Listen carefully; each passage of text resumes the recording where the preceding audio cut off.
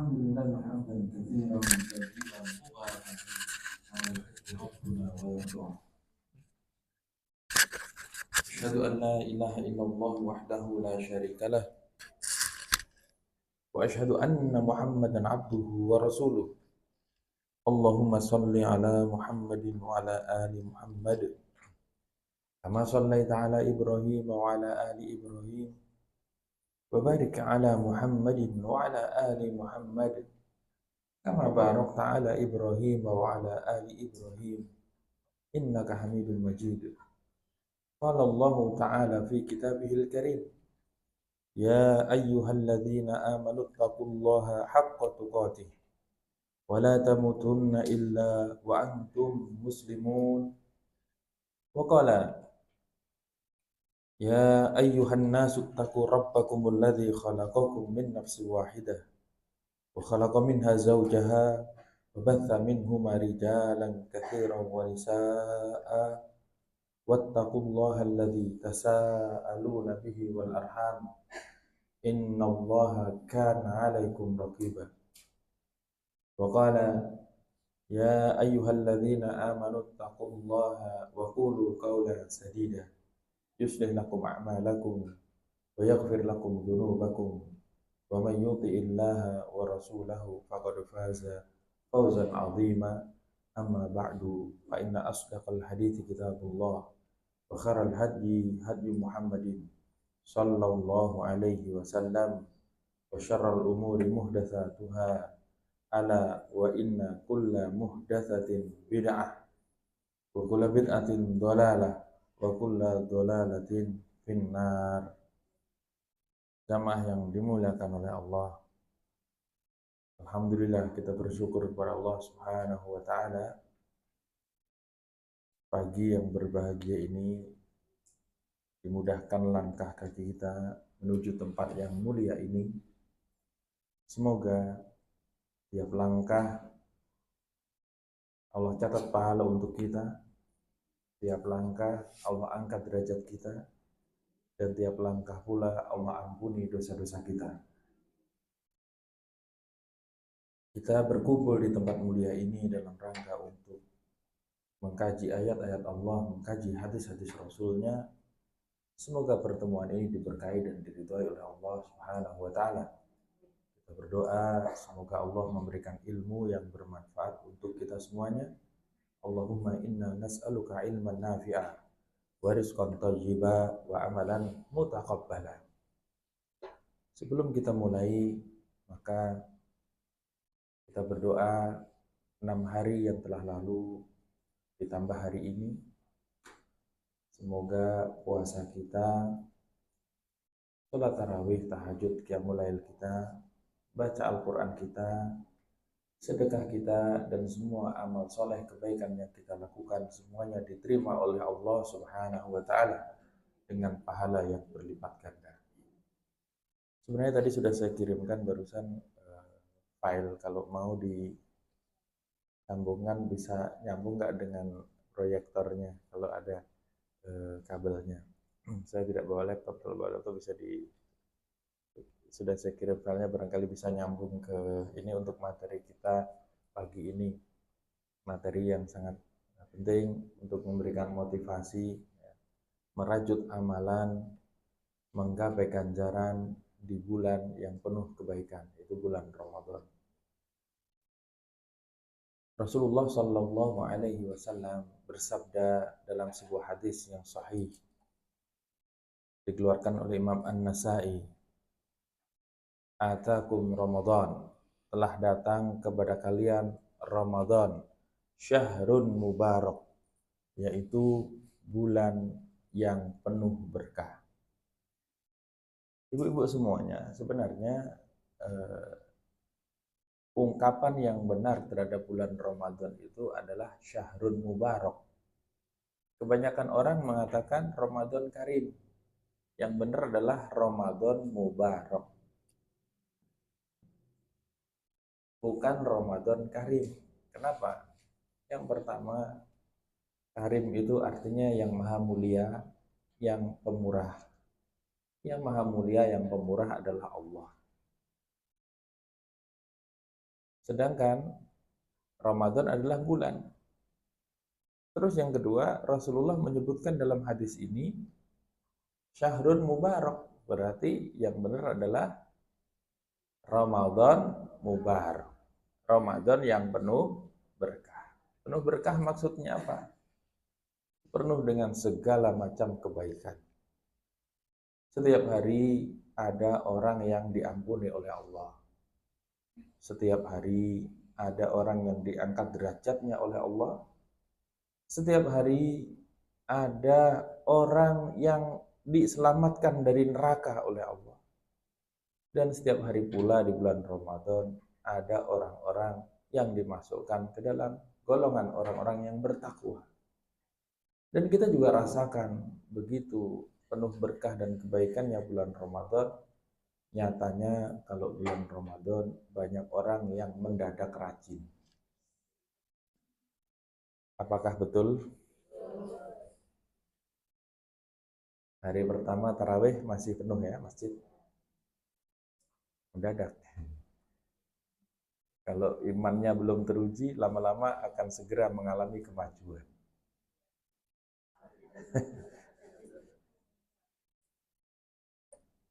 Orang yang nggak rajin sedekah saja, tiba-tiba rajin sedekah kalau bulan Ramadan. Itu adalah berkahnya, kebaikannya bulan Ramadan. Rasulullah lanjutkan, faradallahu azza wa jalla alaihi siyamahu. Allah mewajibkan pada bulan Ramadan itu berpuasanya. Yang paling utama kaitannya dengan bulan Ramadan adalah puasa. Ternyata Allah memang fardukan, Allah wajibkan.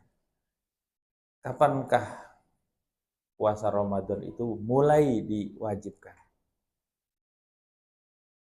Kalau sholat 5 waktu mulai diwajibkan, itu adalah 2 tahun menjelang hijrah.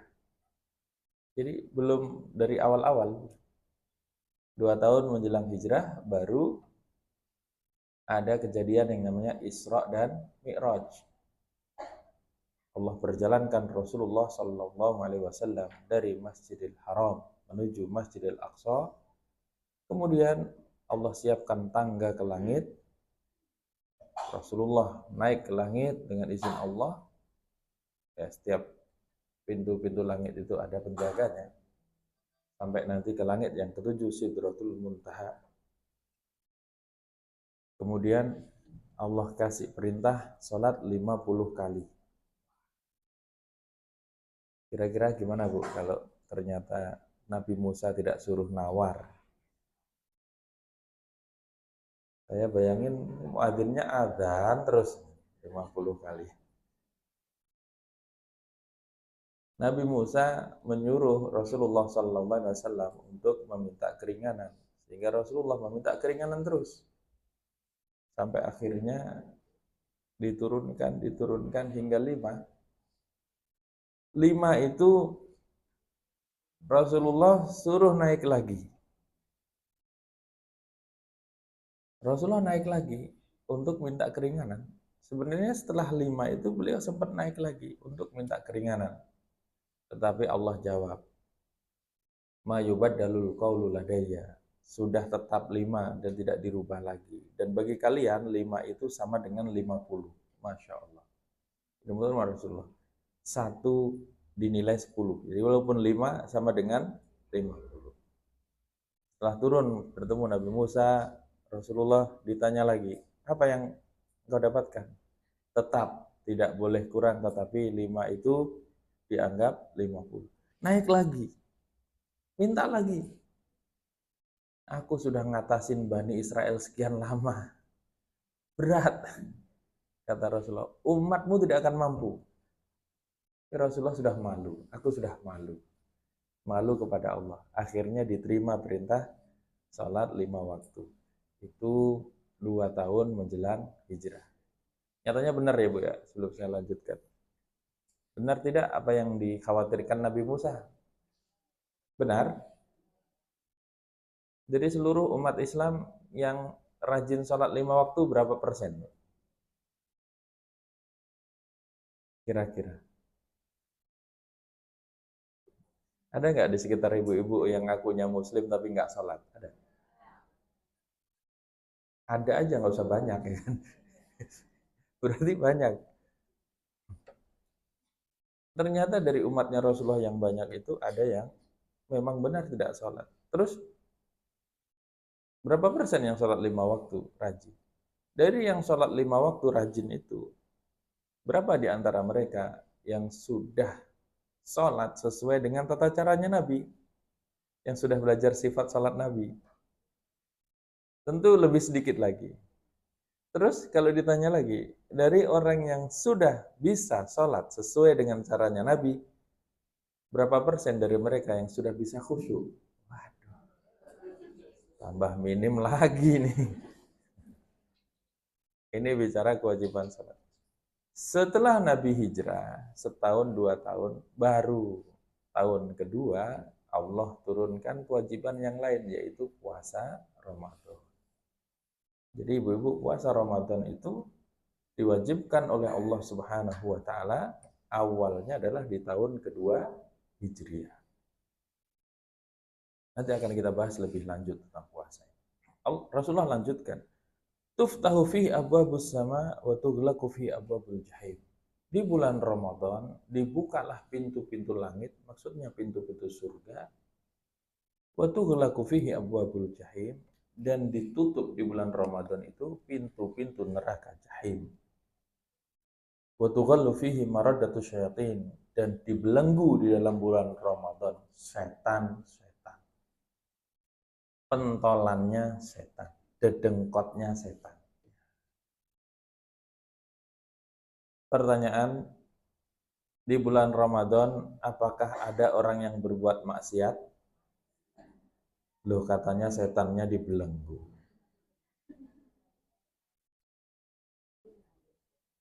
Jangan jawab itu setan manusia. Syekh Muhammad bin Shalih Al-Utsaimin rahimahullah menjelaskan, yang dibelenggu tidak semua setan, tetapi dedengkot-dedengkotnya setan. Maka masih banyak setan lain yang menggoda orang-orang. Nyatanya masih banyak orang yang berbuat maksiat. Selain itu, ada juga orang-orang yang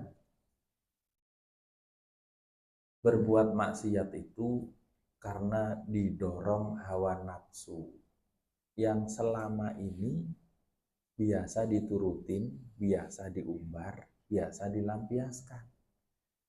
11 bulan dia dididik oleh setan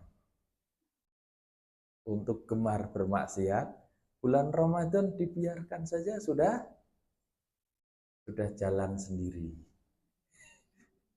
dengan hawa nafsunya. Jadi ada yang berbuat maksiat karena dorongan hawa nafsu. Selama ini nggak pernah dikekang. Padahal di bulan Ramadan dedengkot setan dibelenggu. Maka dari itu kita harus mengambil pelajaran. Bulan Ramadan itu harusnya kesempatan kita untuk berbuat kebaikan, dan kita harus berhati-hati, sangat berhati-hati menjauhi segala macam dosa dan maksiat dan seluruh kejahatan. Rasulullah melanjutkan, "Lallahi fihi lailatun khairum min alfi syahr." Demi Allah, di dalam bulan Ramadan itu ada satu malam yang nilainya lebih baik daripada 1000 bulan. 1000 bulan apabila dikonversi kepada tahun, sekitar 83 tahun. Ini ibu-ibu kira-kira sampai umur 83 tidak? Jangan-jangan masih muda udah banyak masalah. Kolesterol lah, darah tinggi lah.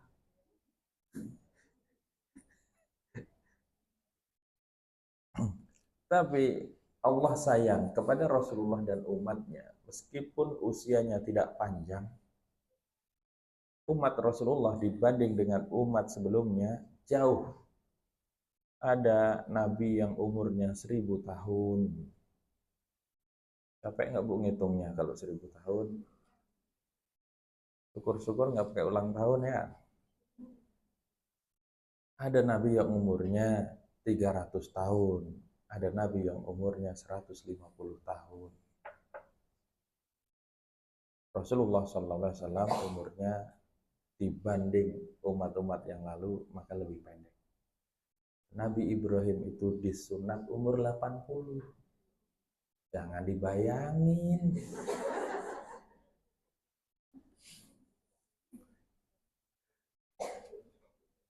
Karena Ibrahim ukhtutina fi thamanin. Masih muda zaman dulu. Nah, tapi Allah sayang untuk Rasulullah dan umatnya dikasih kesempatan satu malam nilainya lebih baik daripada 1000 bulan, yaitu 83 tahun. Wah, makanya kita harus berusaha meraih Lailatul Qadar ini. Ini nanti tahun depan berusaha lagi, dapat lagi, seakan-akan usia kita itu bertambah 83 tahun dalam keadaan beribadah. Kalau ibu itikaf di malam Lailatul Qadar, dianggap selama 83 tahun juga melakukan kebaikan itu.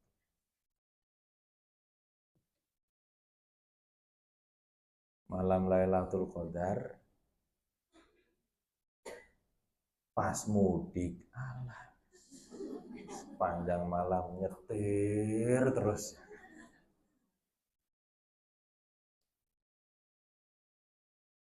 Ini hadis yang sahih riwayat Imam An-Nasai. Baik, awal dulu Bu, atas ke atas dulu. Alhamdulillah nih bisa. Oh, baru hadis tadi. Baru hadis. Kita akan masuk. Saya memotivasi kaum muslimin dan diri saya sendiri. Ada paket amal yang harus kita lakukan di bulan Ramadan. Ada 4 ya. Saya bagi menjadi 4 di sini. Yang pertama paket gratis. Yang kedua paket hemat. Yang ketiga paket spesial. Yang keempat paket super spesial. Wah, ini ibu-ibu ini pilih yang mana ini para pecinta Rasul ini? Wow, pilih super spesial. Kita lihat nanti ya. Sanggup nggak nih super spesial nih?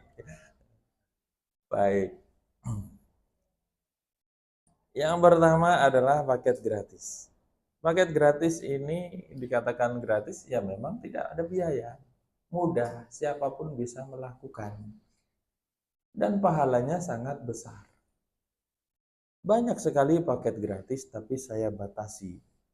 Ada 7 saja. Yang pertama adalah puasa.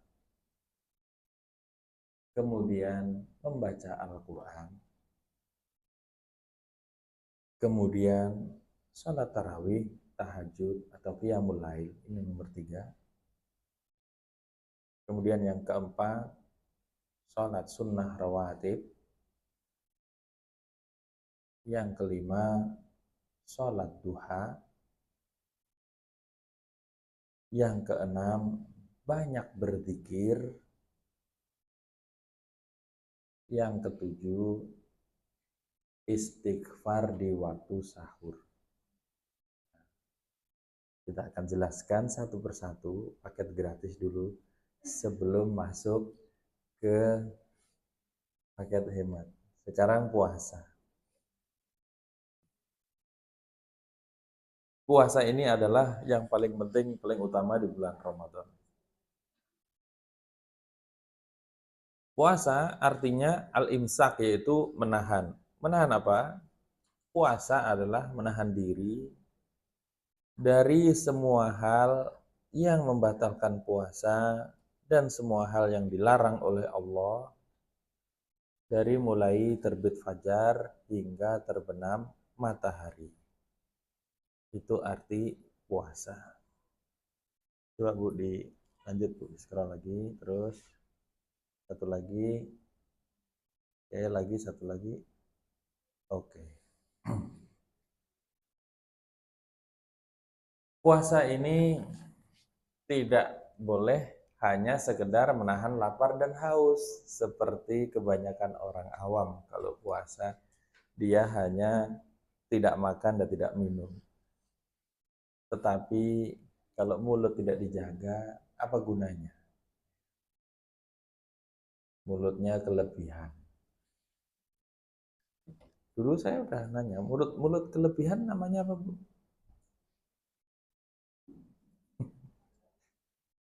Kelebihan, lambe turah.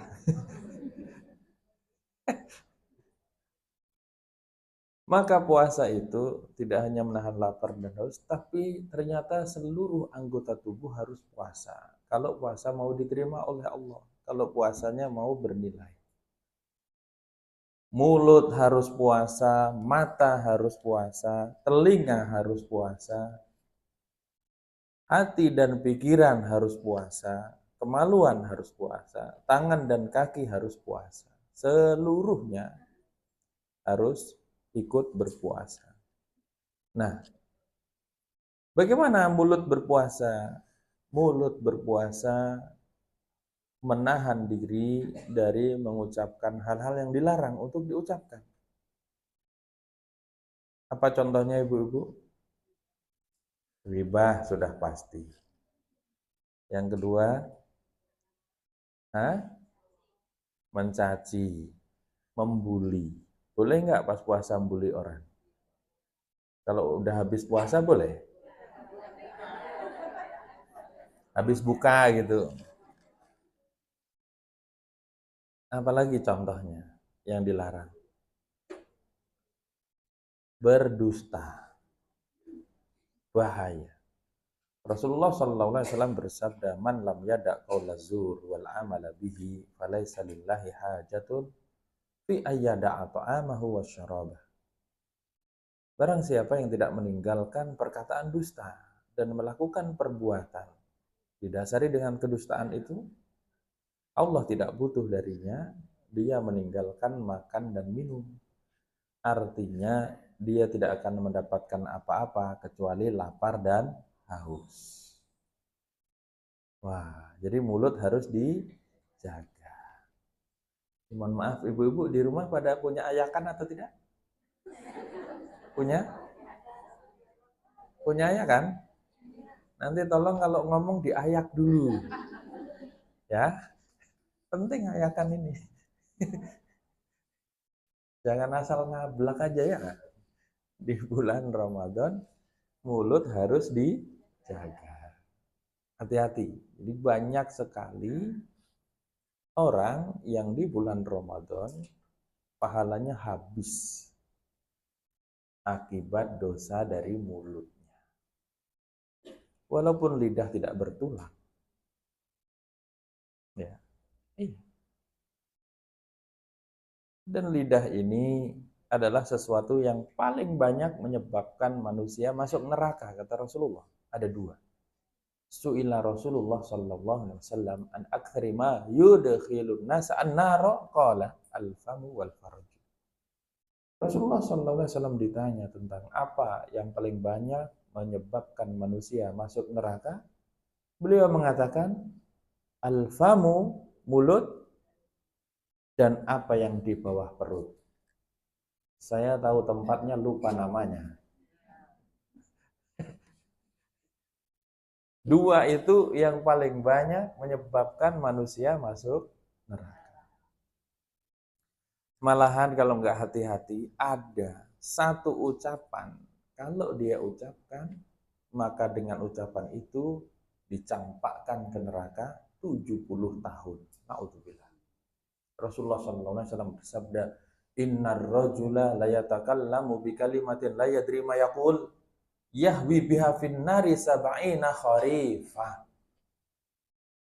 Sesungguhnya ada seseorang yang dia mengucapkan satu ucapan yang dia tidak sadari. Dengan ucapan itu Allah campakkan dia ke neraka 70 tahun. Ngeri. Misalnya ucapan-ucapan yang mengandung syirik dan seterusnya. Bahaya. Ucapan yang menyakiti orang saja bisa membuat orang bangkrut. Bangkrut pahala di akhirat. Jadi mulut harus dijaga. Paling bagus mulut digunakan untuk apa di bulan Ramadan? Nah, itu kan tahu, alhamdulillah. Kemudian mata. Mata harus puasa. Jangan dibiarkan mata melihat hal-hal yang dilarang untuk dilihat. Contohnya apa?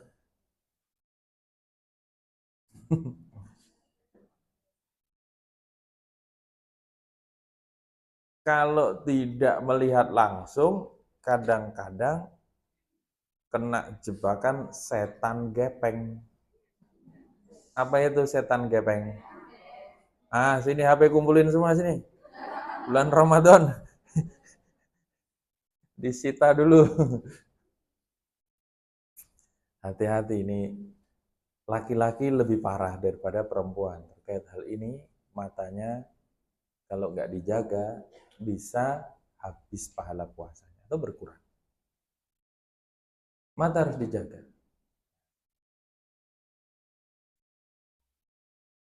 Ini apa, banyak mata itu yang terkena panah iblis beracun. Wah, kalau melihat sesuatu yang nggak boleh dilihat. Nah, paling bagus mata digunakan untuk apa? Nah, melihat ayat-ayat Allah. Berikutnya telinga. Telinga juga harus puasa. Jangan sampai mendengarkan sesuatu yang dilarang untuk didengar. Apa itu contohnya? Gosip, digosok makin sip. Bisik-bisik tetangga. Apapun yang nggak boleh didengar, jangan didengar. Gosip sama gibah sama nggak, Bu? Nah, nanti kalau ada majelis gibah, jangan mampir.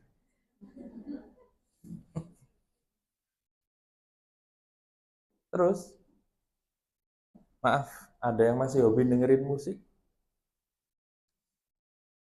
Diam-diam jangan-jangan nih. Kalau bisa jangan dengerin musik pas lagi puasa. Musik itu meskipun ada orang yang mengatakan musik itu halal karena dia kecanduan musik sebenarnya. Kalau ada kiai, ustadz mengatakan rokok itu halal karena dia kecanduan rokok. Aslinya ya haram. Musik itu aslinya ya haram. Walaupun musik religi ya tetap haram. Hari itu hari kiamat sambil joget-joget. Mana dapat ibroh ya kan? Katanya nada dan dakwah, nggak bisa digabung-gabung. Maka ibu-ibu kalau bulan Ramadan jangan dengerin musik, diganti dengerin apa? Nah, itu kan tahu. Perlu dicek kan nih HP-nya nih, bekas YouTube-nya ini apa nih yang didengar? Mulut, mata, telinga, lalu hati dan pikiran Bu harus dijaga. Tidak boleh ada ujub. Apa itu ujub? Bangga diri. Tidak boleh ada takabur. Apa itu takabur? Sombong. Tidak boleh ada hasad, iri, dan dengki. Tidak boleh ada riya, sum'ah. Tidak boleh ada su'udon. Semua penyakit hati dan semua kotoran yang ada di pikiran harus dibersihkan kalau kita puasa. Yang lebih bahaya, yang ada di hati ini lebih bahaya. Takabur itu sombong. Kalau sampai menyusup ke dalam hati orang, sebesar biji zarah saja menyebabkan dia tidak masuk surga.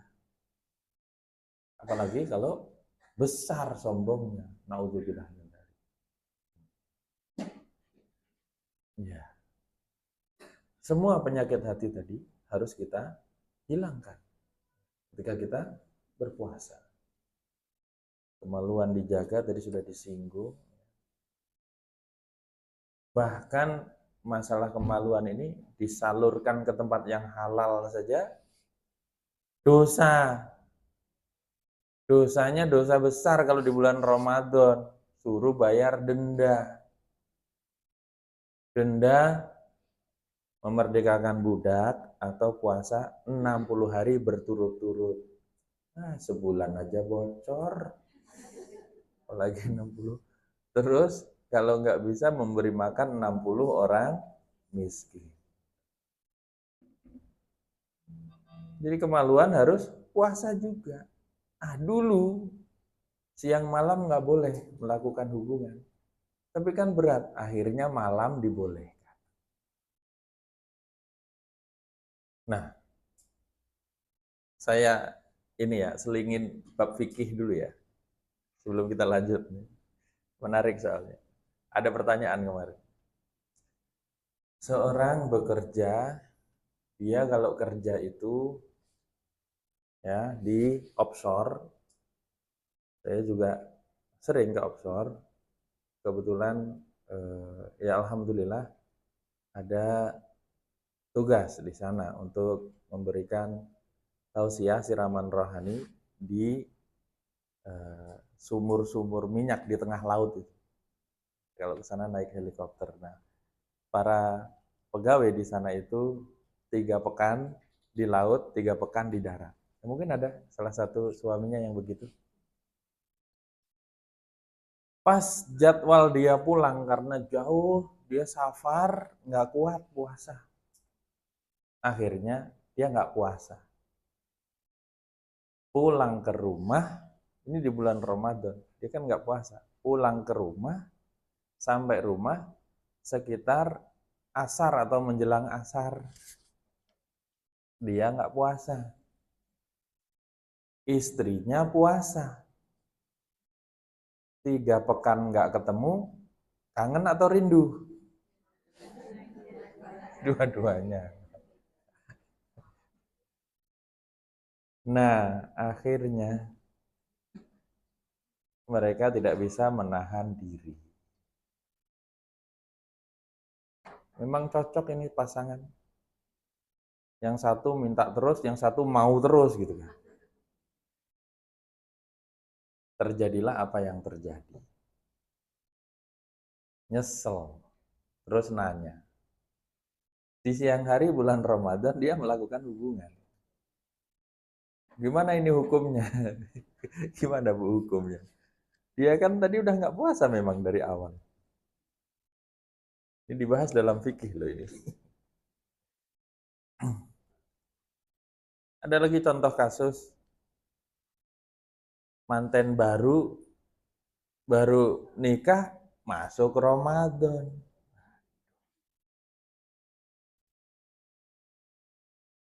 Orang itu boleh nggak puasa kalau dia safar atau sakit yang parah.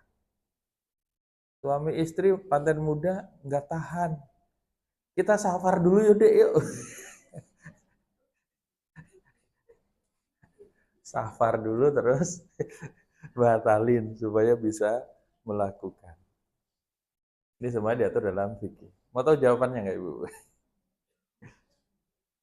Kalau yang tadi itu, kasus yang pertama itu kan memang suaminya tidak puasa. Istrinya berarti yang bayar denda. Karena istrinya sedang puasa, dia harus mengkodok dan harus membayar denda. Suaminya tidak puasa. Mengenai tadi, apakah boleh kita akal-akalin dengan melakukan safar dulu? Maka kalau benar-benar dia melakukan safar dan safarnya jauh memberatkan, ya safar itu menggugurkan kewajiban. Tapi harus diganti di lain hari. Tapi kalau cuman pergi ke Cilengsi, apalagi cuman ke Keranggan, Atau safar, tapi sifatnya itu kan nyaman, nggak capek, nggak lapar. Ibu-ibu kalau safar, suruh milih puasa atau nggak puasa, maka lihat safarnya. Kalau safar naik pesawat, AC, datang dijemput, kalau kayak gitu, dan naik pesawat cuma 1 jam doang. Lebih baik berpuasa. Ibu-ibu kalau mudik ke Surabaya naik mobil, kalau mampu berpuasa, maka berpuasa lebih bagus. Nah, kalau mudik ke Surabaya naik onta, nah baru. Karena memang berat. Safar kalau berat, nggak mampu, nggak sanggup, baru boleh berbuka. Begitu juga sakit. Sakit, cuman kaki kesandung, keseleo dikit, batalin langsung. Pusing boleh nggak? Setiap hari pusing terus. Apalagi akhir bulan, tambah parah pusingnya. Jadi sakit yang boleh tidak puasa adalah sakit yang parah, yang dokter menyarankan tidak puasa. Dan kalau dia berpuasa membahayakan. Kalau sakit-sakit ringan, puasa dulu. Begitu juga tadi yang safar. Ini terkait dengan kemaluan harus dijaga. Pertanyaan, boleh nggak Bu, lagi puasa bermesraan suami istri? Hmm? Nampaknya perbedaan pendapat di sini.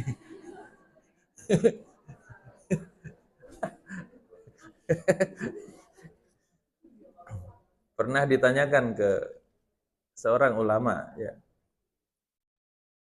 Syekh Abdurrahman Nasir Sa'di, ditanya, maka jawaban beliau agak diperinci. Untuk pasangan muda dilarang. Untuk pasangan tua nggak apa-apa.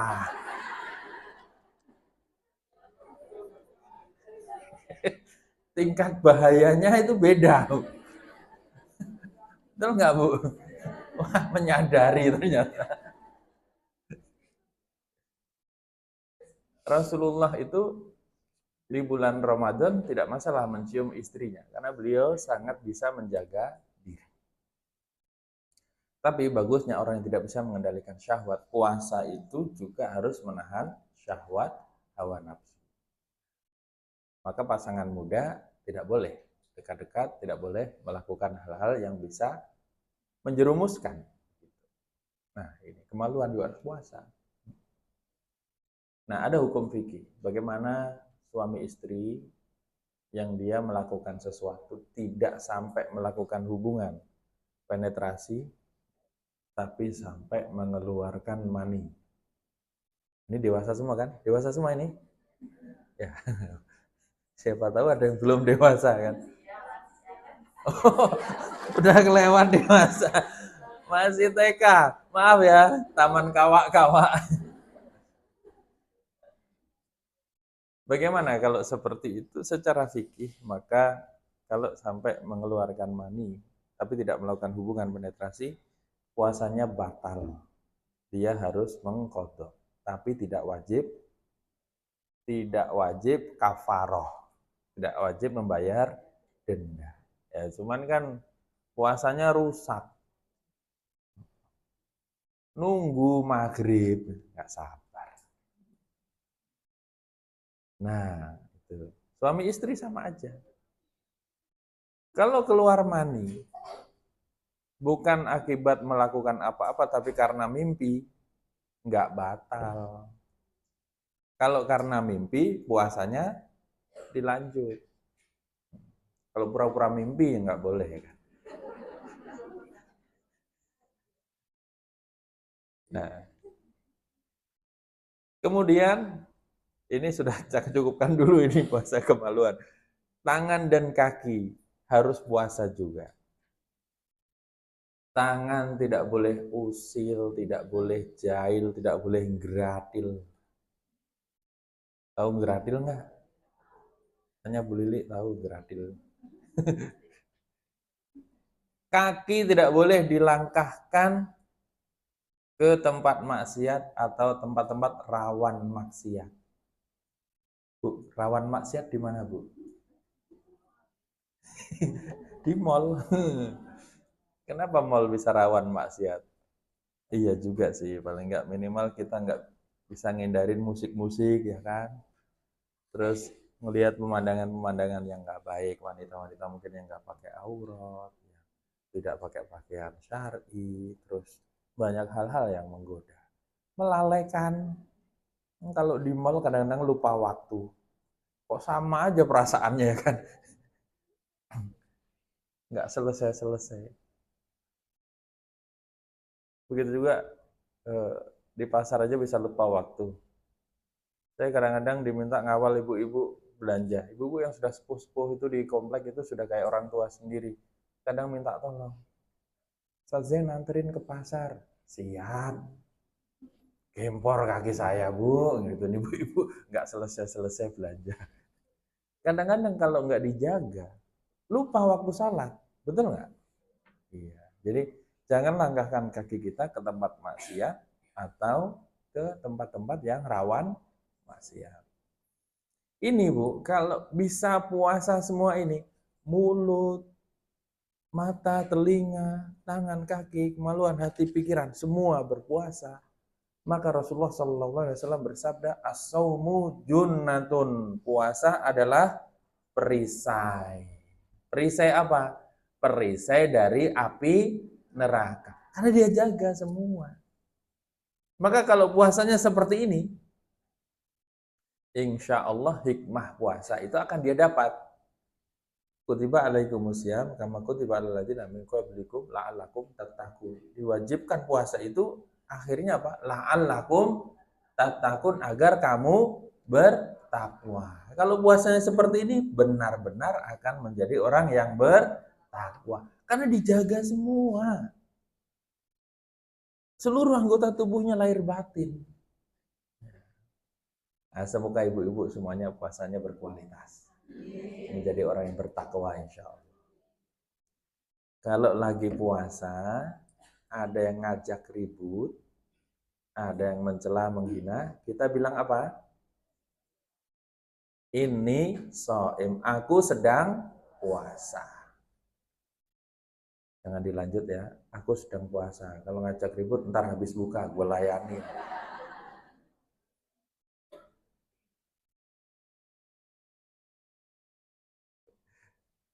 Sama aja Bu, siang malam kita jaga. Supaya sebulan penuh Ramadan ini ya, menggembleng kita menjadi orang yang bertakwa. Nanti imannya meningkat. Baik, ini paket gratis yang pertama, puasa. Sudah kelewat ternyata. Yang kedua, baca Al-Quran. Ini juga yang paling penting di bulan Ramadan, karena bulan Ramadan adalah bulan Al-Quran. Ketika Rasulullah mendapatkan Al-Quran di bulan Ramadan. Rasulullah SAW ya, menyuruh kita untuk giat membaca Al-Quran di bulan Ramadan. Allah berfirman, syahrul Ramadan alladzi unzila fihi al-Quran hudan linnasi wa bayyinatin minal huda wal furqan. Bulan Ramadan adalah bulan yang di dalamnya diturunkan Al-Quran. Loh, emang turunnya di bulan Ramadan semua? Kan ada yang turun di Mekah, di Madinah, selama 23 tahun. Kan semua tahun itu tidak semuanya Ramadan. Bagaimana ini? Nah, saya kasih tahu. Al-Quran turun satu Al-Quran penuh di bulan Ramadan di malam Lailatul Qadar. Turun ke langit dunia. Setelah itu diturunkan secara berangsur-angsur. Sesuai dengan sebab kejadiannya, sesuai dengan permintaan Rasulullah, sesuai dengan kehendak Allah Subhanahu wa taala. Selama 23 tahun, ada yang turun di kota Mekah disebut Makkiyah, ada yang turun di kota Madinah disebut Madaniyah. Jadi turun yang pertama sekaligus itu di malam Lailatul Qadar itu di bulan Ramadan. Karena bulan Ramadan adalah bulannya Al-Quran, kita diperintahkan untuk memperbanyak baca Al-Quran. Zaman dulu para salaf, di bulan Ramadan, rumah-rumah mereka itu terdengar seperti dengungan suara lebah karena mereka semuanya membaca Al-Quran. Berlomba-lomba. Para imam, para ulama mengurangi aktivitas mereka untuk fokus membaca Al-Quran. Imam Malik bin Anas ketika beliau tidak pernah tinggalkan kajian di Masjid Nabawi waktu itu, tapi bulan Ramadan beliau fokuskan untuk baca Al-Quran. Imam Sufyan Ats-Tsauri juga begitu, kemudian Qatadah, Ibnu Asakir, semua para ulama dulu fokus. Dan mereka Masya Allah memiliki target-target pencapaian yang sangat luar biasa. Saya akan sebutkan beberapa contoh saja. Yang pertama, Al-Imam Al-Bukhari rahimahullah, namanya adalah Muhammad bin Ismail bin Ibrahim bin Basdirbah dan seterusnya itu. Al-Bukhari, beliau berasal dari daerah Bukhara. Bukhara itu kalau sekarang itu Uzbekistan, asal daerahnya Imam Bukhari. Pernah ke Bukhara? Belum. Pernah makan nasi Bukhari? Oh, kalau masalah emplok-emplok pernah lah ya. Imam Bukhari yang tentu pahalanya nggak terhitung. Di mana-mana kita dapati nama beliau ada. Kita dapat banyak kebenaran dari Rasulullah melalui tangannya Imam Bukhari, dari Sahih Bukhari. Masya Allah. Nah, pahala terus itu. Imam Bukhari di bulan Ramadan setiap hari di siang hari beliau mengkhatamkan 1 kali khatam 30 juz.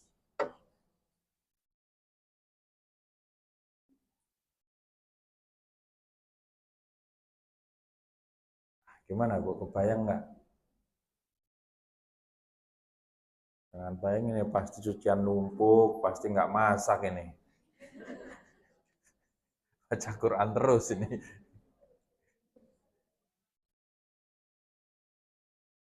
Itu siangnya, nanti malamnya Imam Bukhari sholat tarawih tahajud membaca 10 juz.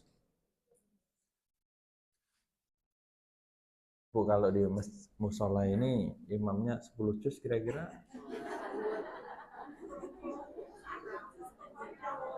ya, imamnya salam kira-kira itu pintu udah dikunci, lampu udah dimatiin kira-kira.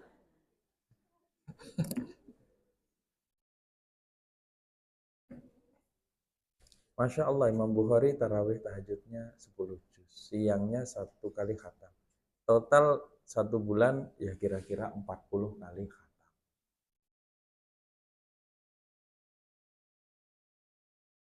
Ada yang lebih hebat lagi, namanya Imam Muhammad bin Idris Asy-Syafi'i rahimahullah. Imam Asy-Syafi'i, beliau itu dalam 1 hari berapa kali khatam? Disebutkan oleh muridnya yang bernama Rabi bin Sulaiman. Beliau mengatakan, kana Syafi'i yakhtimu fi Ramadan sittina khatmah. Adalah Imam Syafi'i mengkhatamkan Al-Quran di bulan Ramadan 60 kali khatam. Berarti sehari bisa khatam berapa? 2 kali. 30 juz tambah 30 juz.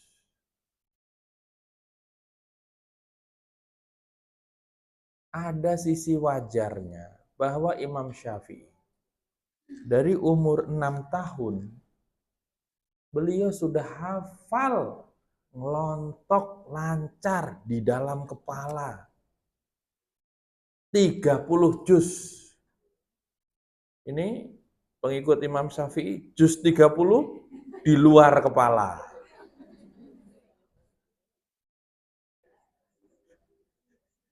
Di luar kepala apa di dalam kepala?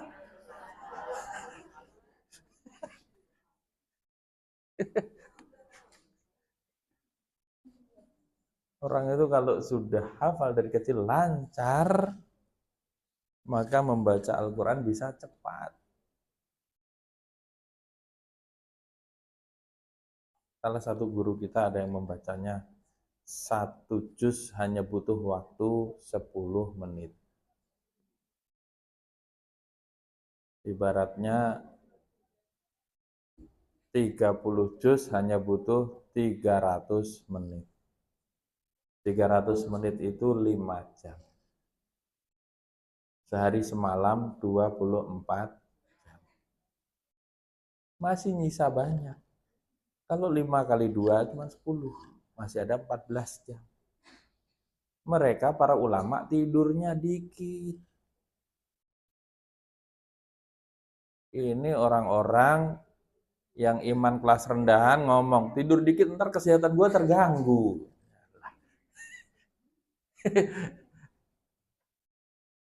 Ada yang nanya kok bisa begitu? Ya, yang pertama keberkahan waktu yang Allah berikan kepada para ulama. Waktunya diberkahi. Waktu itu bernilai tinggi di mereka. Karena orang soleh dikasih waktu 1 jam, dapat pahala banyak. Orang yang agak soleh, hampir soleh 1 jam, ya menguap saja. Betul nggak, Bu? Terutama setan gepeng tadi itu ya kan. Terus, mereka itu orang-orang yang sudah bisa merasakan manisnya iman, lezatnya ibadah. Baca Quran itu bagi mereka suatu kenikmatan, suatu kelezatan. Bagi orang iman kelas rendahan, ya beban. Siapa di sini yang baca baru 2 lembar mata udah berat, pantat udah panas? Siapa? Dan saya sarankan cari suasana yang nyaman. Boleh beli kursi yang empuk, nyaman, supaya kita betah baca Quran. Malah tidur. Ini emang dasar minta disiram ini orang. Boleh Bu, nyari kursi yang empuk banget supaya kita betah baca Quran. Suasana yang nyaman. Sampai teman ini yang cinta Al-Quran, rumahnya itu nggak dipasang AC. Hanya musolanya yang dikasih AC di lantai bawah. Di lantai bawah rumahnya luas, ya karena sirkulasinya bagus nggak bisa. Tapi di musola itu pasang AC, dibikin nyaman banget musola rumahnya. Nah dia, supaya ibadah nyaman, sholat tahajud nyaman, nggak gelisah gitu. Jangan sampai ya adem dikit langsung merem. Mereka sudah bisa merasakan manisnya iman, lezatnya ibadah. Kita harus seperti itu berusaha. Dibaca Quran, nggak capek ya. Bayangin Bu, kalau sehari butuh sekitar 10 jam baca sehari semalam, nggak capek ya. Mereka itu sudah tidak peduli dengan capek tubuhnya. Demi mengejar pahala dari Allah, mengejar akhirat. Beda dengan iman kelas rendahan tadi. Kalau yang di sini nih iman kelas apa ya?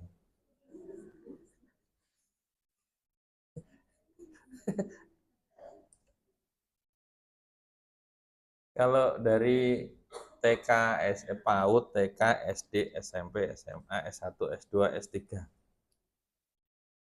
Kira-kira iman kita masih di mana?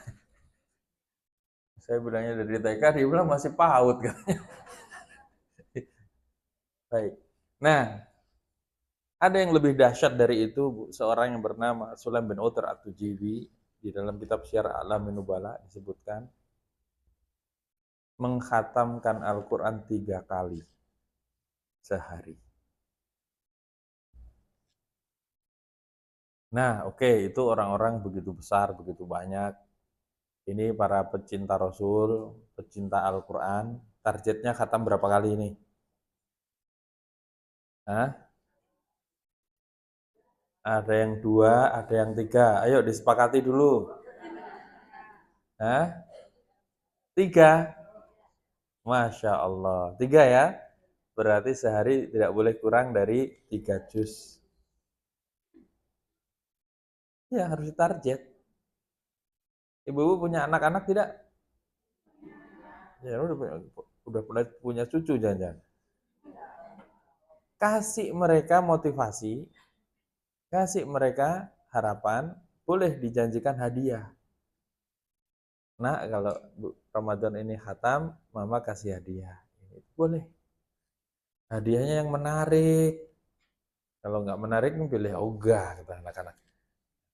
Ini mau motivasi. Boleh. Nih, baca Al-Quran. 1 huruf dapat 10 kebaikan. Dan yang lebih penting dari itu, ada amalan-amalan yang nanti di akhirat itu akan memberikan syafaat bagi orang yang melakukannya. Di antaranya asyamu wal Qur'an, puasa dan Al-Qur'an yashfa'ani lil abdi yaumil qiyamah, akan memberi syafaat bagi pelakunya di hari kiamat, bagi hamba yang melakukannya. Kalau puasa dulu menghalangi orang makan dan minum dan melampiaskan syahwatnya karena Allah, maka diizinkan. Begitu juga Al-Qur'an. Al-Qur'an ya menghalangi dia tidur bahkan di waktu malam untuk membacanya, maka dia kemudian diizinkan. Lu orang soleh dulu waktu tidur dipakai baca Al-Quran.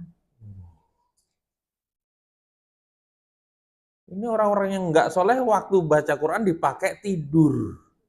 Kebalikan. Iya. Jadi waktu tidurnya pakai baca Quran untuk menghatamkan tadi itu. Maka nanti Al-Quran memberikan syafaat. Masya Allah. Wah, ini jadi kalau kita sungguh-sungguh terhadap Al-Quran, semoga Al-Quran memberikan syafaat untuk kita nanti dari kiamat. Amin. Ya, jadi targetnya 3 ini Masya Allah. Tahun lalu berapa? Dapat berapa tahun lalu? Hah? Ibu-ibu kan sebagian masih mengalami haid. Masih boleh membaca, tapi jangan dari mushaf. Boleh dari HP atau media yang lain. Kita lanjut paket gratis yang ketiga, yaitu tarawih, tahajud, qiyamul lail. Sebenarnya sama sebutan itu, cuma di bulan Ramadan disebut tarawih. Salatnya tidak boleh ngebut karena tarawih itu salat yang santai, yang rehat gitu, santai, rahat. Penting sekali kita melakukan tarawih, tahajud, qiyamul lail. Rasulullah SAW menjanjikan ampunan terhadap dosa-dosa yang telah lalu. Man qama ramadhana imanan wa ihtisaban ghufira lahu ma taqaddama min dzambi. Barang siapa yang bangun malam di bulan Ramadan didasari dengan keimanan dan mengharap pahala dari Allah, Allah akan ampuni dosa-dosa yang telah lalu. Masya Allah. Gimana ibu-ibu ini? Insya Allah semuanya rajin tarawih ya. Di masjid atau di rumah?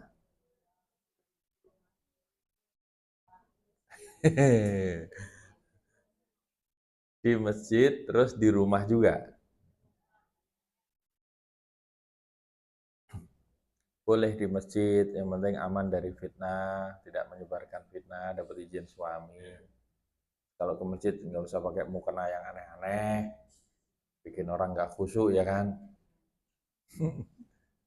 Di rumah juga tidak masalah, bahkan ya, bagi yang hafalannya terbatas, boleh menggabungkan antara yang nomor 2 dan nomor 3, baca Quran dan qiyamul lail. Jadi boleh Bu, sambil sholat, sambil baca Quran, melakukan gerakan ringan boleh. Ya. Kalau capek berdiri, boleh nggak duduk? Boleh. Tapi pahalanya separuh. Ya, orang mampu berdiri duduk. Kalau capek banget boleh, pengen target. Saya 1 rakaat 1 juz dah. Wah, silahkan. Boleh, sambil baca soalnya. Kalau ngapalin kan, ya maaf ya, hafalannya kan sangat terbatas gitu. Jadi ternyata ada trik, ini dibolehkan. Yang ketiga, yang keempat, ibu-ibu mau tidak kalau dijanjikan kapling rumah di kawasan elit? Mau? Gratis loh ini dikasih gitu, mau? Ini tidak hanya di kawasan elit, tapi di surga. Rasulullah SAW bersabda, "Man sabara ala sintai asyrata raka'atan bunyalahu baitun fil jannah." Siapa orang yang selalu melakukan 12 rakaat, maka Allah bangunkan untuknya rumah di surga. 12 rakaat. 4 rakaat sebelum zuhur. 2 rakaat setelah zuhur. 2 rakaat setelah maghrib. 2 rakaat setelah isya. 2 rakaat sebelum subuh. Ibu-ibu jangan lupa lakukan ini. Allah bangunkan di sana rumah di surga. Sudah jelas tidak banjir di sana.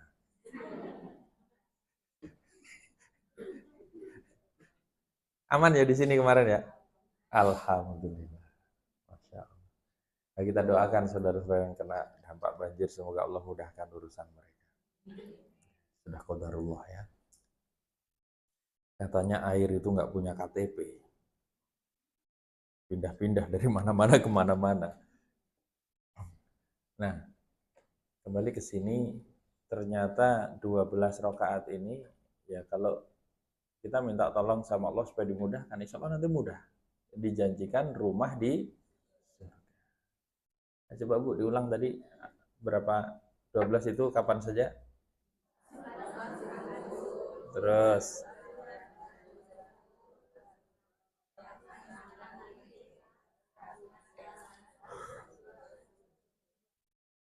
ya, insya Allah. Kalau bisa dilazimi itu ya, supaya dibangunkan rumah di surga. Berikutnya sholat duha.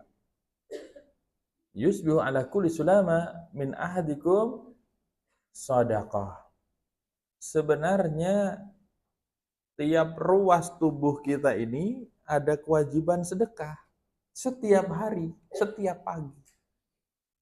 Ruas tubuh kita itu kata Rasulullah, jumlahnya ada 360 dalam riwayat Muslim.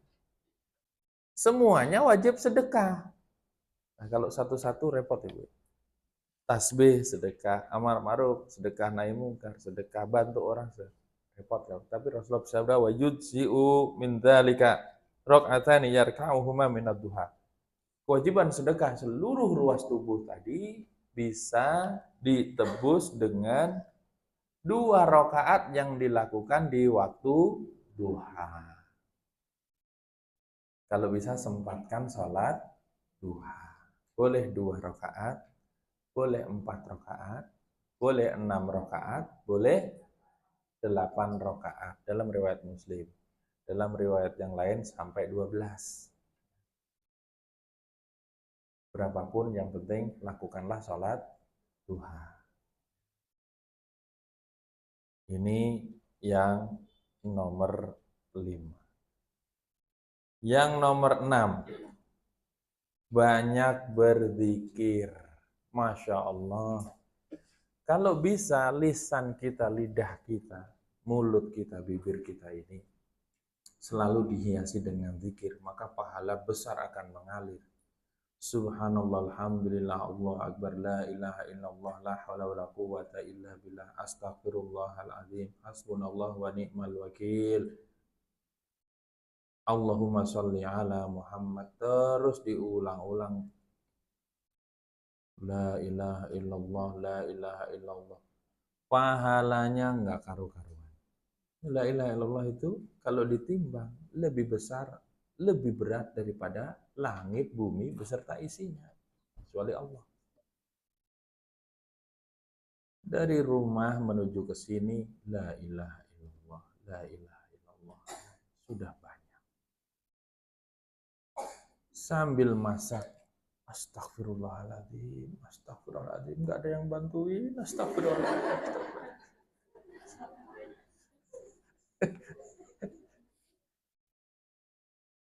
Jadi semua aktivitas kita itu, kita bisa mendapat pahala hanya dengan melafadzkan zikir. Gampang.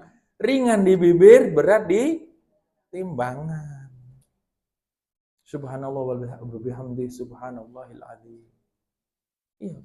Allahumma sholli ala Muhammad.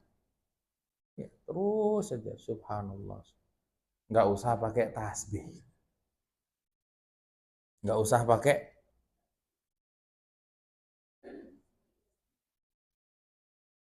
emang kalau kelebihan enggak sah apa? Rasulullah pakai jari aja. Kalau jari lagi aktivitas ya udah enggak usah dihitung juga enggak apa-apa. Yang dihitung itu kan habis sholat itu 33. Subhanallah. Kalau selain itu sebanyak-banyaknya enggak masalah. Tasbih kecil aja nggak boleh, apalagi tasbih gede. La ilaha illallah, la ilaha illallah, la ilaha. Kayak Syekh Puji itu kan. Biar mantap. Mantap dalam bid'ah ya. Nah, tolong ibu-ibu nanti banyakin zikir setiap saat. Terutama zikir pagi, zikir sore, zikir sebelum tidur. Zikir setiap melakukan aktivitas, semuanya ada zikirnya. Pakai baju, lepas baju. Tadi baca zikir atau lupa? Keluar rumah, masuk rumah. Loh, itu yang sering kita lakukan. Keluar, masuk kamar mandi, keluar kamar mandi. Semuanya ada zikir, zikir terus selalu dilakukan. Ini model-modelnya sering masuk kamar mandi nih. Keluar, masuk, ya, masuk masjid, keluar masjid semuanya. Pakai sendal, lepas sendal, semuanya ada zikirnya. Segala aktivitas kita ternyata ada zikir. Mau makan, setelah makan, semuanya. Nah, dari itu semua Bu, yang paling penting adalah istighfar di waktu sahur. Waktu itu sudah kita sampaikan bahwa Allah turun ke langit dunia. Yanzilu Rabbuna tabaraka wa ta'ala ila sama'id dunya hina yabqa thuluthul lailil akhir. Allah tabaraka wa ta'ala turun ke langit dunia apabila tersisa sepertiga malam terakhir. Fayaqul, dan Allah berfirman, hal min da'in fa'ujib, adakah hambaku yang berdoa, pasti aku kabulkan. Hal min sa'il fa'utih, adakah hambaku yang meminta, pasti aku beri. Hal min mustaghfirin fa'aghfirullah, adakah hambaku yang minta ampun, pasti aku ampuni. Sepertiga malam terakhir, waktu yang paling bagus untuk istighfar. Diperkuat dengan ayat wabil asharihum yastaghfirun, dan di waktu-waktu sahur mereka beristighfar. Kalau udah sahur ngapain? Jangan nonton TV ya. Jangan. Nonton lawak-lawak enggak jelas. Puasa diawali dengan hal-hal yang tidak terpuji. Lawak itu kan isinya bully orang, bohong, ini semua. Tinggalkan. Lebih baik istighfar. Kalau Rasulullah menunggu subuh itu kadang tidur dulu sejenak. Itu Rasulullah. Ibu-ibu jangan ikut-ikutan tidur sejenak. Sejenak bangun jam 7 kan repot. lebih baik baca istighfar sampai subuh. Mengingat dosa-dosa yang banyak, ya kan? Banyak dosa nggak nih orang-orang? Makanya kesempatan bulan Ramadan ini minta ampun sama Allah. Nanti Ramadan selesai, insya Allah dosa kita diampuni oleh Allah. Baru paket gratis waktu udah mau habis. Paket hemat. Paket hemat. Yang pertama sedekah. Sedekah sangat dianjurkan di bulan Ramadan. Rasulullah manusia paling dermawan. Lebih dermawan lagi kalau beliau itu sudah masuk bulan Ramadan. Ibarat kita kalau sedekah satu, menanam satu butir, dari satu butir itu tumbuh 7 bulir. Masing-masing bulir membuahkan 100 biji. Berarti berapa nilainya di sisi Allah? 700 itu masih dilipat gandakan lagi bagi Allah, bagi orang yang dikehendaki oleh Allah. Jadi ibarat ibu-ibu infak 1 juta, nilainya berapa? 700 juta. Masya Allah. Infak 1000, nilainya? Kalau gitu 1000 aja cukup lah. Infak yang sebanyak-banyaknya. Karena nilainya besar sekali dilipat gandakan oleh Allah. Apalagi di bulan Ramadan. Rasulullah lebih dermawan lagi di bulan Ramadan. Nggak ada yang lebih dermawan daripada Rasulullah. Rasulullah tuh kalau infak tuh nggak takut miskin. Wah, luar biasa. Pernah puasa, ada uang banyak, puasa sunnah itu uang banyak, terus sama Aisyah dibagi-bagi uang itu, dapat rezeki gitu. Pas giliran mau buka, kita buka pakai apa? Adanya roti kering doang. Dan tadi uangnya sudah dibagi semua. Rasulullah Masya Allah satu keluarga. Pernah nyembelih kambing dibagi-bagi dagingnya. Betul? Apa yang tersisa? Kata Aisyah, tersisa kepala sama beberapa bagian. Kata Rasulullah, tersisa semua kecuali kepala dan tulang-tulang itu. Maksudnya tersisa itu pahalanya yang tetap di sisi Allah. Masya Allah. Dermawan. Jadi kita sedekah. Ibu kalau bisa setiap hari bulan Ramadan, jangan lupa untuk sedekah. Kalau nggak bisa sedekah uang ya yang lainnya. Tapi di sini diharapkan sedekah. Sedekah yang paling gampang apa, Bu? Senyum. Jangan-jangan tadi kotak infak lewat disenyumin doang. Saya curiga ini. Nah, yang kedua dari sedekah ini ada yang wajib, yaitu zakat. Nah, kalau bisa Ramadan dimanfaatkan kesempatan sebaik-baiknya untuk bayar zakat. Ibu-ibu yang nyimpan emas, dihitung. Emasnya di rumah berapa kilo, Bu? Nah, 85.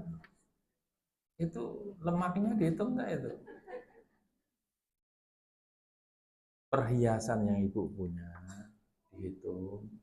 Simpanan tabungan yang ada dihitung. Dikalkulasi semua, dikeluarkan 2,5%. Gampang saya bantu ngitung ya, kalau ibu ternyata hartanya ada 4M, 100 juta. Loh, yang di BSI tambah yang muamalat gitu-gitu. Genep 4M. Ternyata 10M, 250 juta. Ternyata cuma 1M, 25 juta. 100 juta, berapa?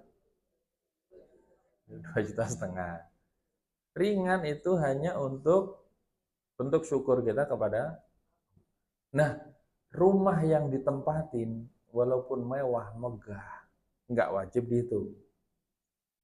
Mobil yang dipakai walaupun banyak tapi dipakai semua, nggak wajib dihitung.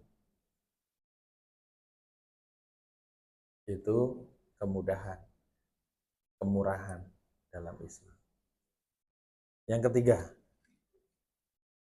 lanjut Bu, masih jauh itu. Sudah paket hemat.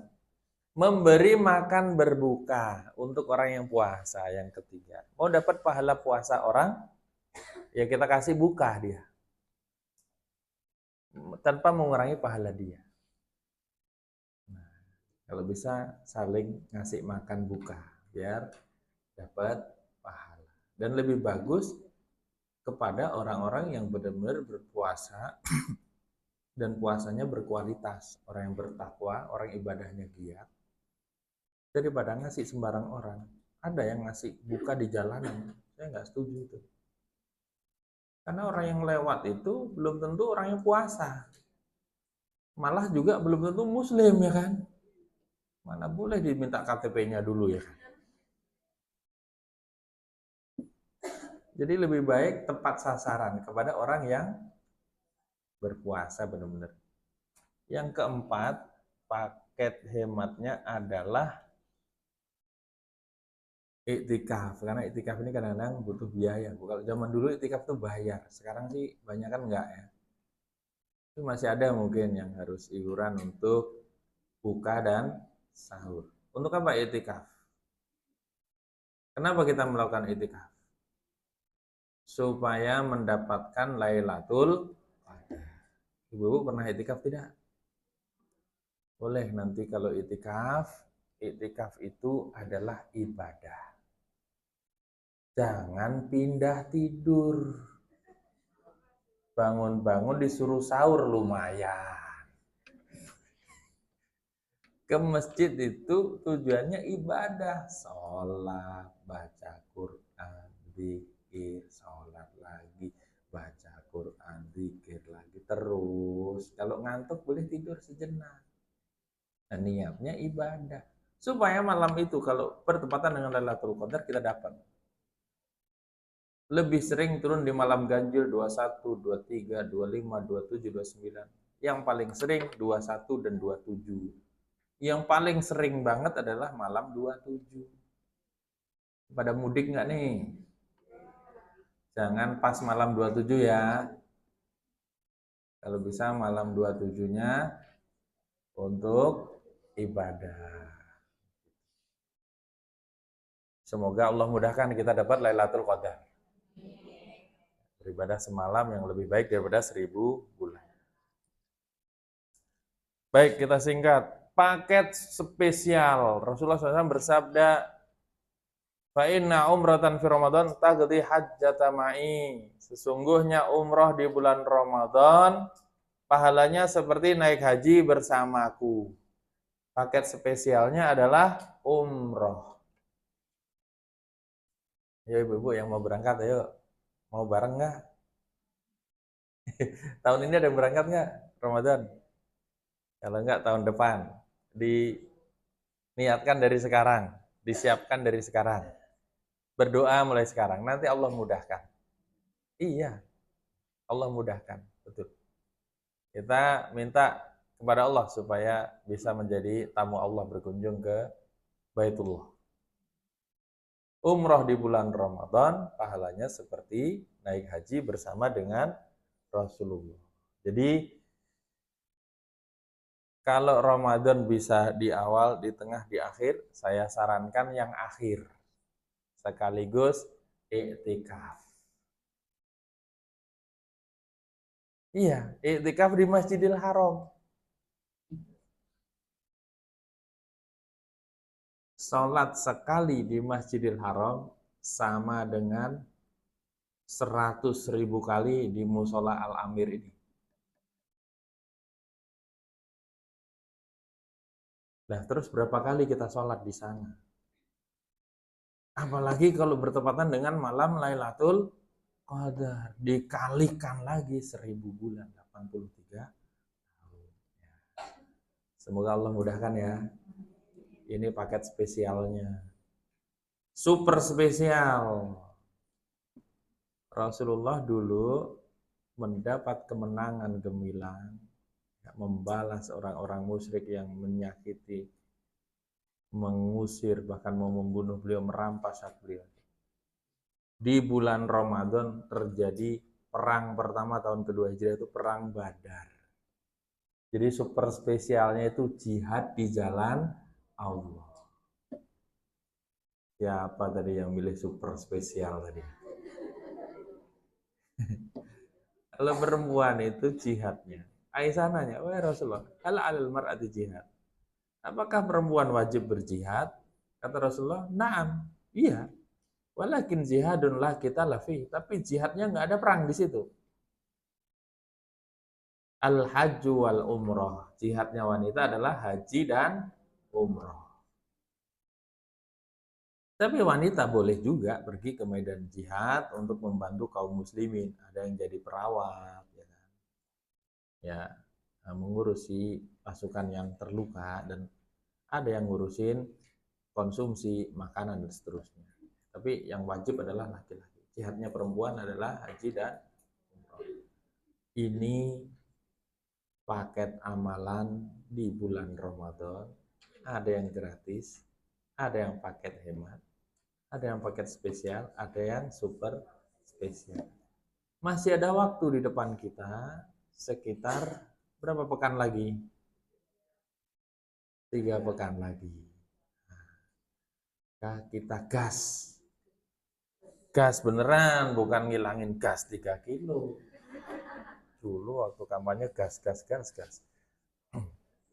Ibu-ibu kalau pinter itu semangat itu lebih semangat di depan atau di akhir?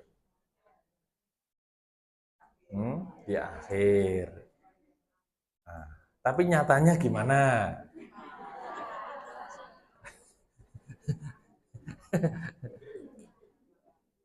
Ramadan ini harus lebih baik daripada tahun lalu ya. Ini akhir-akhir sibuk bikin kue nggak?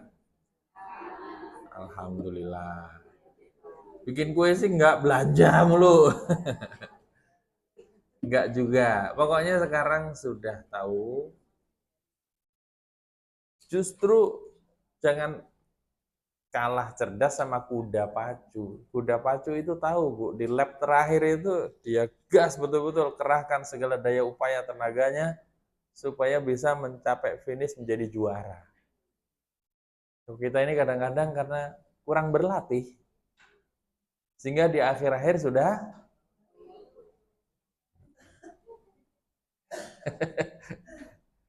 belgedes. Di akhir-akhir malah lemes. Harusnya kan semakin akhir semakin semangat. Makanya Rasulullah itu kalau malam 21 sudah masuk masjid. Rumah cuma di sebelahnya, tapi beliau di masjid nggak pulang. Fokus ibadah, mengencangkan ikat pinggang untuk menggapai keutamaan terutama Lailatul Qadar.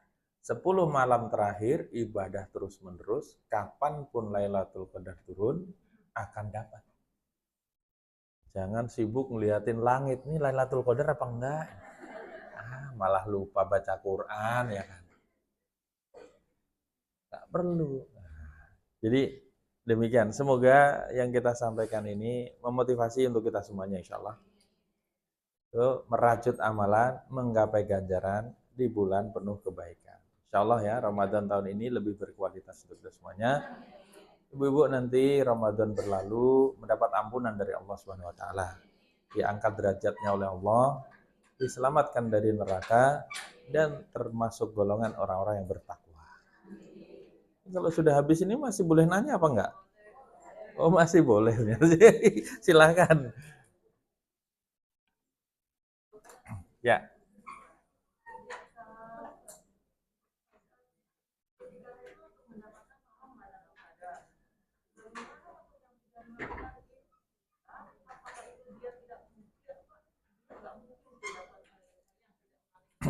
Baik.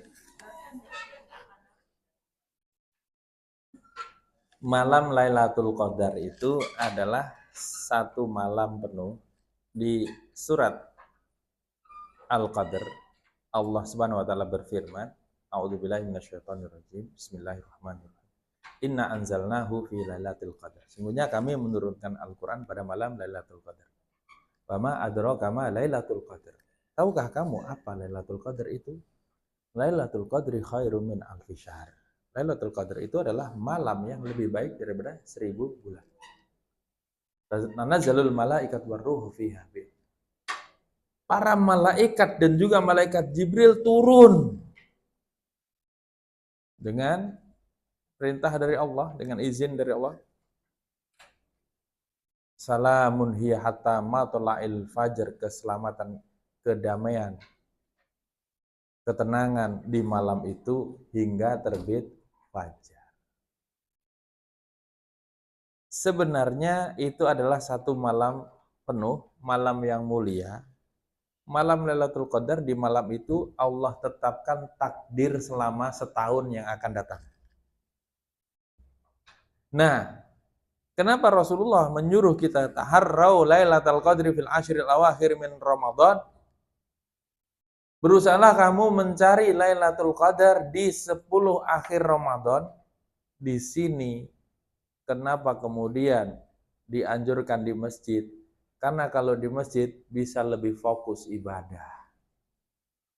Sebenarnya karena malam itu adalah malam tidak terkait dengan masjid sebenarnya. Masjid keutamaan tersendiri. Maka siapa yang beribadah di malam itu, insya Allah dimanapun dia berada juga bisa mendapat keutamaan Lailatul Qadar. Tapi memang yang itikaf di masjid lebih utama. Rasulullah itikaf, setelah itu istri-istri beliau juga itikaf.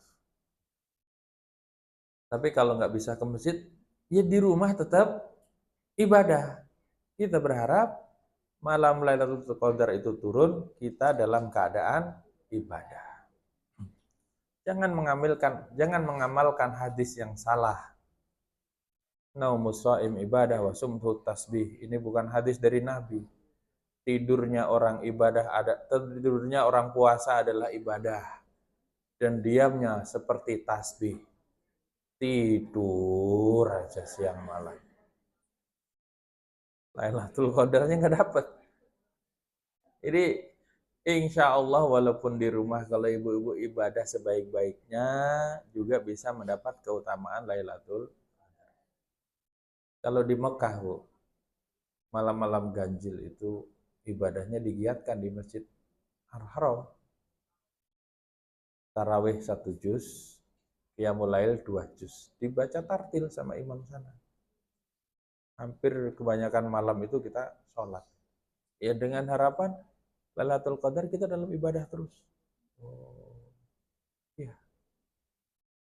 Makanya tadi yang hafalannya nggak kuat boleh ikut sholat di masjid.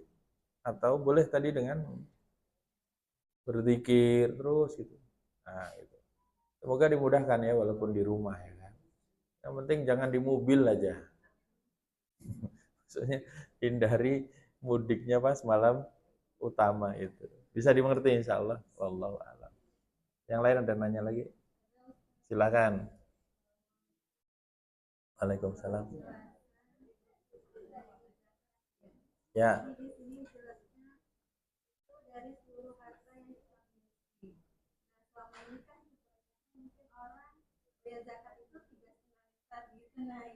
Oke.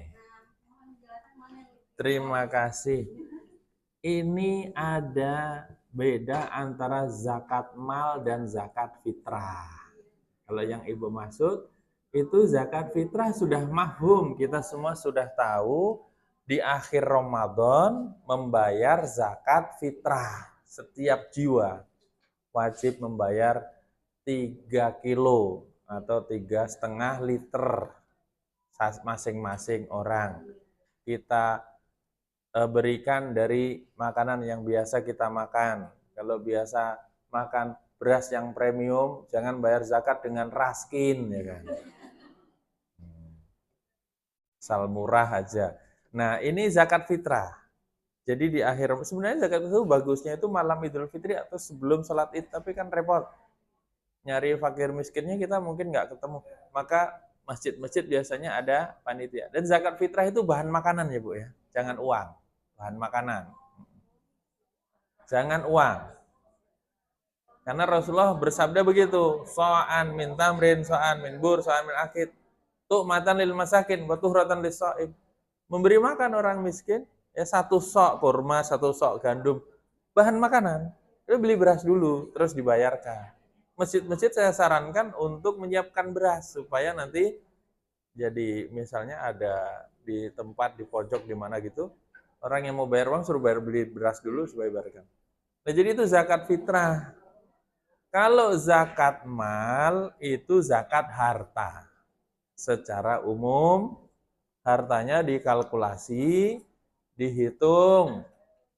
Emas, perhiasan, perak yang dikenakan, yang disimpan kalau enggak dizakati, nanti di hari kiamat dipanaskan, dipakai nyetrika tubuhnya, punggungnya, lambungnya, dan juga mukanya. Nah, kalau perhiasan itu imitasi, enggak perlu zakat.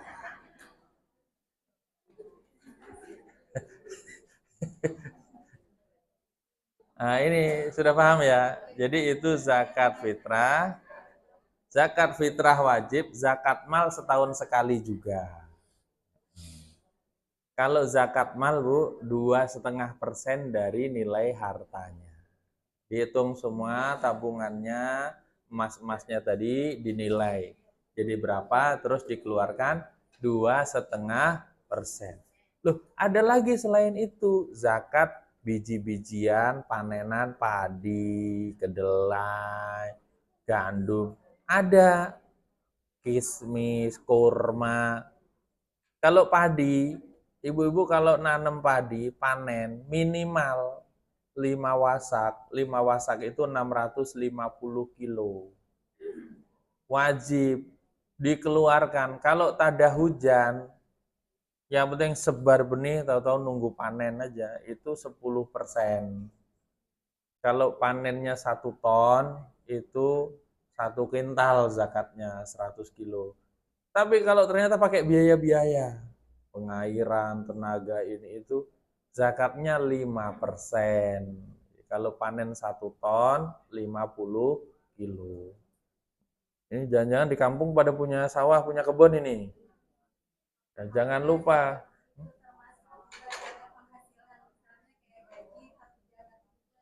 gaji itu ada yang mengatakan zakat profesi. Kalau saya cenderung gaji itu bukan zakat. Kalau mau ngeluarin tiap bulan, tapi itu infak sedekah saja. Ada yang mewajibkan. Karena pada dasarnya zaman Rasulullah dulu belum ada zakat profesi. Karena di zaman Rasulullah belum ada pegawai negeri gitu. Zakat mal itu setahun sekali. Kalau sudah dikeluarkan setiap bulan juga repot, apakah setahun nanti dikeluarkan lagi. Maka yang sudah dapat gaji tadi, infak sedekah saja.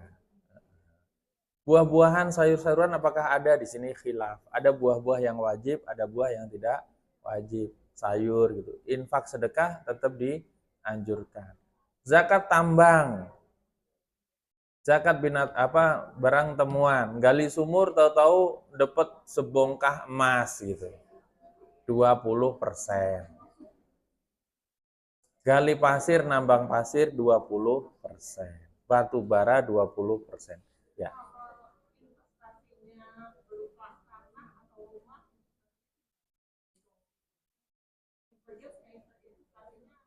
Kalau itu adalah termasuk hartanya, ya dihitung.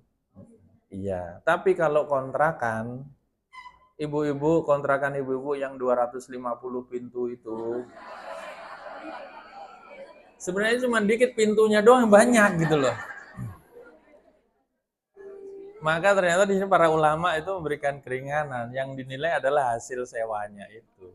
Karena kalau rumahnya semua dinilai repot, berat nanti. Karena Islam tidak memberatkan. Termasuk aset yang tidak bergerak itu sebagian memberikan keringanan. Karena ada yang punya tanah luas, dijual nggak laku-laku, buat bayar pajak aja dia berat, apalagi bayar zakat. Kalau itu investasi, cuman memang simpenan uangnya, yaitu dizakati. Ibu-ibu punya mobil banyak di rumah, tapi nggak dipakai, cuma dipajang buat punya-punya doang. Ya, itu kan sama aja harta ya kan. Lebih baik diwakafkan ya kan. Baik, begitu ya. Wallahu a'lam. Satu lagi boleh ya? Ya. Heeh. Ya iya. Kan masih berupa tabungan. Sudah disetorkan belum?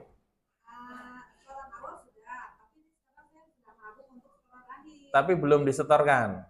Nah, kalau itu berarti masih punya ibu. Masih dihitung.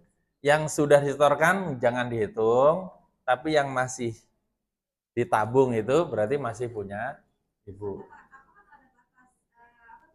Nisab. Nisab itu untuk emas 20 dinar, untuk perak 200 dirham. 20 dinar itu kalau gram 85 gram emas murni. Tapi kalau perak ternyata nilainya lebih rendah jauh dibanding emas. Nah, ini ulama ditanya tentang ini. Kalau terpaut jauh mana yang dipilih? Nisab yang paling rendah, nisab perak. Nisab perak itu paling cuma 15-an juta, Bu, sudah wajib zakat ya. Kalau pakai nisabnya perak sama 2,5% juga. Tapi kalau mau pakai yang emas ya silahkan. 85 gram emas murni sekarang berapa nilainya?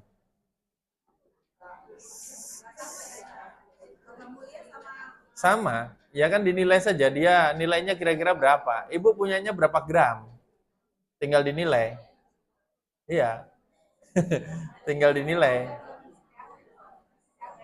Kan digabung dengan harta semuanya, tabungan yang ada yang sudah dimiliki setahun, haul namanya. Demikian ya ibu-ibu ya, mohon maaf kalau ada kurang dan lebihnya. Terima kasih atas perhatiannya, semoga Allah berikan ilmu yang bermanfaat untuk kita dan dimudahkan kita untuk mengamalkannya insya Allah. Ramadan tahun ini lebih baik, lebih berkualitas insya Allah. Subhanaka Allahumma wa bihamdika asyhadu an la ilaha illa anta astaghfiruka wa atubu ilaik. Wassalamualaikum warahmatullahi wabarakatuh.